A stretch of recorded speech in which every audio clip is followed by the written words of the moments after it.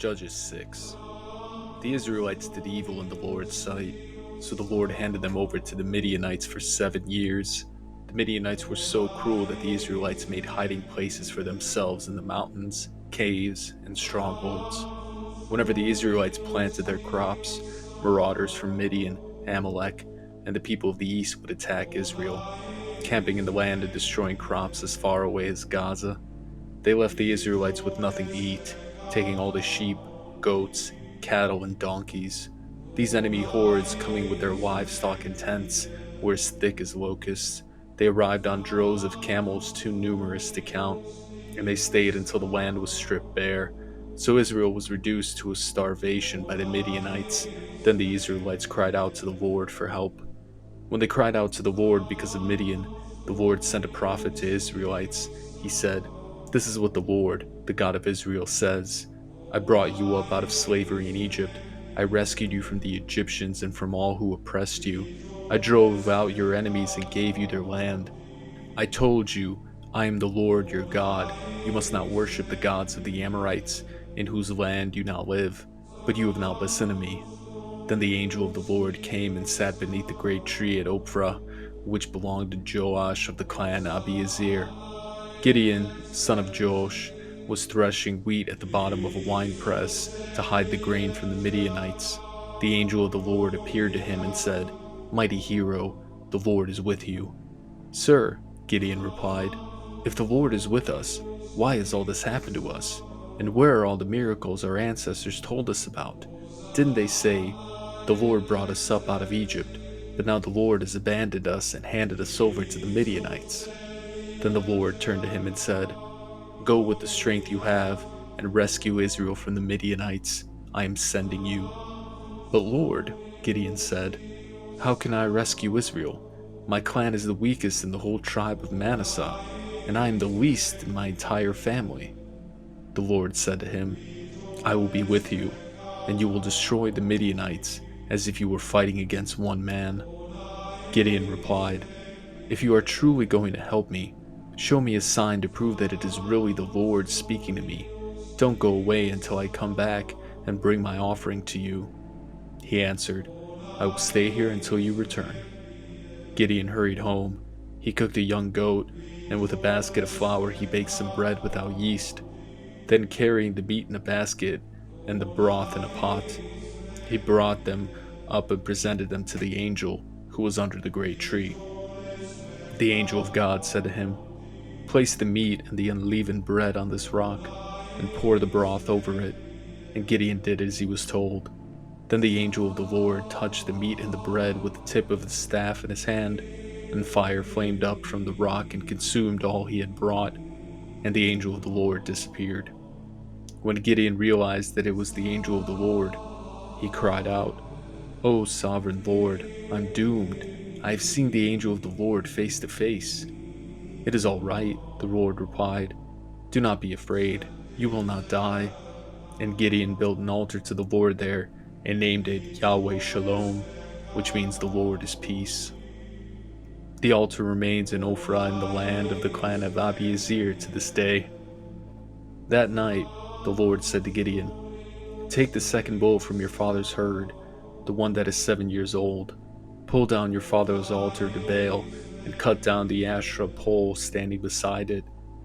Then build the altar to the Lord your God here on this hilltop sanctuary, laying the stones carefully. Sacrifice the bull as a burnt offering on the altar, using as fuel the wood of the Asherah pole you cut down." So Gideon took 10 of his servants and did as the Lord commanded. But he did it at night because he was afraid of the other members of his father's household and the people of the town. Early the next morning, as the people of the town began to stir, someone discovered that the altar of Baal had been broken down and that the Asherah pole beside it had been cut down. In their place, a new altar had been built, and on it were the remains of the bull that had been sacrificed. The people said to each other, "Who did this?" And after asking around and making careful search, they learned that it was Gideon, the son of Joash. "Bring out your son," the men of the town demanded of Joash. "He must die for destroying the altar of Baal and for cutting down the Asherah pole." But Joash shouted to the mob that confronted him, Why are you defending Baal? Will you argue his case? Whoever pleads his case will be put to death by morning. If Baal truly is a god, let him defend himself and destroy the one who broke down his altar." From then on, Gideon was called Jerubbaal, which means "let Baal defend himself," because he broke down Baal's altar. Soon afterward, the armies of Midian, Amalek, and the people of the east formed an alliance against Israel and crossed the Jordan, camping in the valley of Jezreel. Then the Spirit of the Lord clothed Gideon with power. He blew a ram's horn as a call to arms, and the men of the clan of Abiezer came to him. He also sent messengers throughout Manasseh, Asher, Zebulun, and Naphtali, summoning their warriors, and all of them responded. Then Gideon said to God, "If you are truly going to use me to rescue Israel, as you promised, prove it to me in this way. I will put a wool fleece on the threshing floor tonight. If the fleece is wet with dew in the morning, but the ground is dry, then I will know that you are going to help me rescue Israel, as you promised." And that is just what happened. When Gideon got up early the next morning, he squeezed the fleece and wrung out a whole bowl full of water.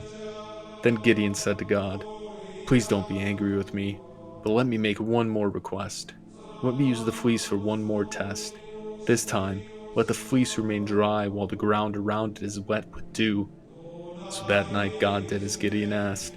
The fleece was dry in the morning, but the ground was covered with dew.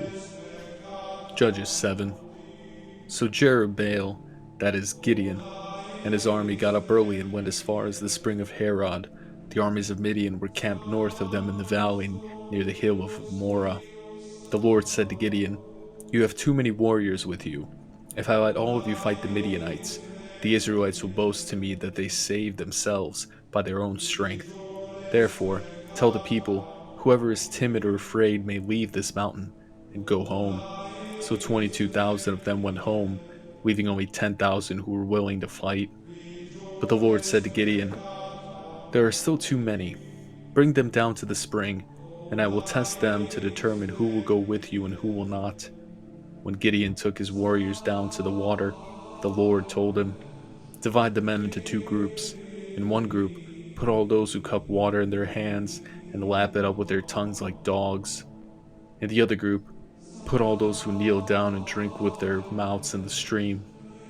Only 300 of the men drank with their hands. All the others got down on their knees and drank with their mouths in the stream. The Lord told Gideon, "With these 300 men, I will rescue you and give you victory over the Midianites. Send all the others home." So Gideon collected the provisions and ram's horns of the other warriors and sent them home, but he kept the 300 men with him.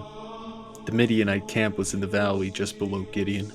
That night the Lord said, "Get up, go down into the Midianite camp, for I have given you victory over them.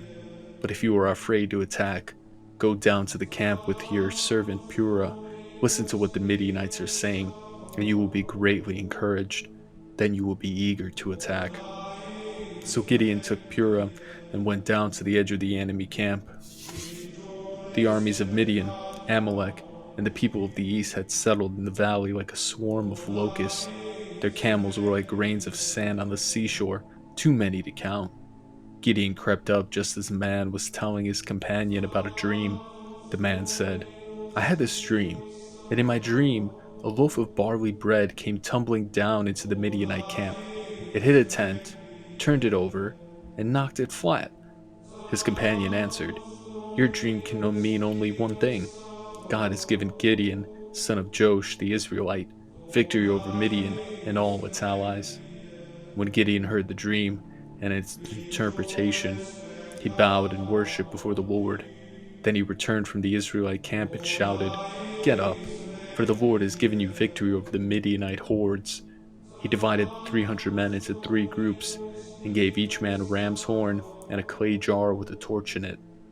Then he said to them, "Keep your eyes on me. When I come to the edge of the camp, do just as I do. As soon as I and those with me blow the ram's horns, blow your horns too, all around the entire camp, and shout, 'For the Lord and for Gideon.'"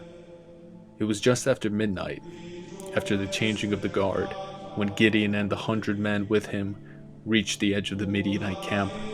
Suddenly they blew the ram's horns and broke their clay jars. Then all three groups blew their horns and broke their jars. They held the blazing torches in their left hands and the horns in their right hands, and they all shouted, "A sword for the Lord and for Gideon." Each man stood at his position around the camp and watched as all the Midianites rushed around in panic, shouting as they ran to escape. When the 300 Israelites blew the ram's horns, the Lord caused the warriors in the camp to fight against each other with their swords. Those who were not killed fled to places as far away as Bethshitta near Zerera and to the border of Abel Meholah near Tabath.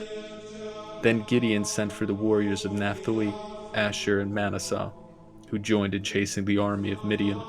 Gideon also sent messengers throughout the hill country of Ephraim, saying, "Come down and attack the Midianites, cut them off at the shallow crossings of the Jordan River at Beth Barah." So all the men of Ephraim did as they were told. They captured Oreb and Zeb, the two Midianite commanders, killing Oreb at the rock of Oreb and Zeb at the winepress of Zeb. And they continued to chase Midianites. Afterwards, the Israelites brought the heads of Oreb and Zeb to Gideon, who was by the Jordan River. Judges 8. Then the people of Ephraim asked Gideon, "Why have you treated us this way? Why didn't you send for us when you first went out to fight the Midianites?" And they argued heatedly with Gideon. But Gideon replied, "What have I accomplished compared to you? Aren't even the leftover grapes of Ephraim's harvest better than the entire crop of my little clan of Abazir? God gave you victory over Oreb and Zeb, the commanders of the Midianite army.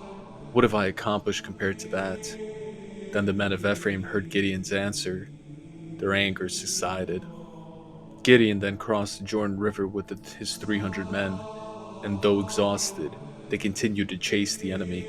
When they reached Succoth, Gideon asked the leaders of the town, "Please give my warriors some food, they are very tired. I am chasing Zebah and Zalmunna, the kings of Midian." But the officials of Succoth replied, "Catch Zebah and Zalmunna first, and then we will feed your army." So Gideon said, "After the Lord gives me victory over Zebah and Zalmunna, I will return and tear your flesh with the thorns and briars from the wilderness." From there Gideon went up to Peniel and again asked for food, but he got the same answer. So he said to the people of Peniel, "After I return in victory, I will tear down this tower." By this time Zebah and Zalmunna were in Karkor with about 15,000 warriors, all that remained of the allied armies of the east, for 120,000 had already been killed. Gideon circled around the caravan route east of Nobah and Jogbehah, taking the Midianite army by surprise. Zebah and Zalmunna, the two Midianite kings, fled, but Gideon chased them down and captured all their warriors. After this, Gideon returned from the battle by way of Harris Pass. There he captured a young man from Succoth and demanded that he write down the names of all the 77 officials and elders in that town. Gideon then returned to Succoth and said to the leaders, "Here are Zebah and Zalmunna. When we were here before, you taunted me, saying, 'Catch Zebah and Zalmunna first, and then we will feed your exhausted army.'" Then Gideon took the elders of the town and taught them a lesson, punishing them with thorns and briars from the wilderness. He also tore down the tower of Peniel and killed all the men in the town. Then Gideon asked Zebah and Zalmunna, "The men you killed at Tabor, what were they like?" "Like you," they replied. "They all had the look of a king's son." "They were my brothers, the sons of my own mother," Gideon exclaimed. "As surely as the Lord lives, I wouldn't kill you if you hadn't killed them." Turning to Jether, his oldest son, he said, "Kill them." But Jether did not draw his sword, for he was only a boy and was afraid. Then Zebah and Zalmunna said to Gideon, "Be a man, kill us yourself." So Gideon killed them both and took the royal ornaments from the necks of their camels. Then the Israelites said to Gideon, "Be our ruler. You and your son and your grandson will be our rulers, for you have rescued us from Midian." But Gideon replied, "I will not rule over you, nor will my son. The Lord will rule over you. However, I do have one request, that each of you give me an earring from the plunder you collected from your fallen enemies." The enemies, being Ishmaelites, all wore gold earrings. Gladly, they replied.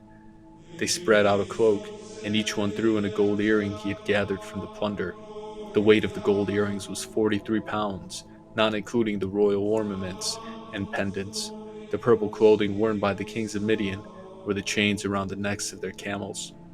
Gideon made a sacred ephod from the gold and put it in Ophrah, his hometown. But soon all the Israelites prostituted themselves by worshipping it, and it became a trap for Gideon and his family. That is the story of how the people of Israel defeated Midian, which never recovered.